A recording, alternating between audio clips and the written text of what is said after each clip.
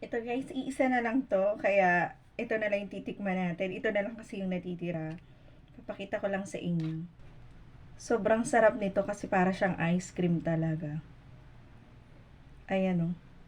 Ito yung literal na uulit-ulitin mo talaga yung pagsubo kasi lasang-lasa yung mangga, para siyang ice cream, malambot, masarap, at lalong-lalong hindi nakakaumay kasi hindi siya matamis. Simple lang naman itong gawin. Alam ko naman yung lahat is kayang gumawa ng Graham. Kaso, iba lang yung way ko.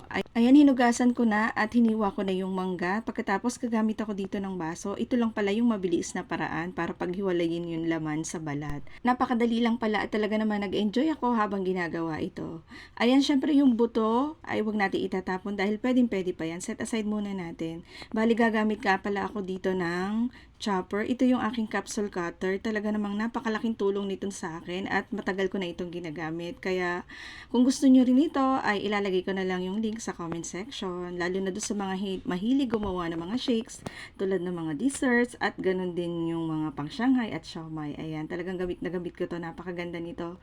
Bali yan, gumawa ako ng puree. Bali, 4 na piraso yung ginamit ko diyan. Yung dalawa naman ay isa-set aside ko muna para pan-toppings mamaya. Paghahaluin lang natin yung mango puree, yung ating all-purpose cream, at saka yung condensed milk. Ayan, yung tamis is depende sa inyo, kaya mas maganda is titikman natin. At pagkatapos, ibubuhos lang natin yan dito sa ating pinatas na Graham.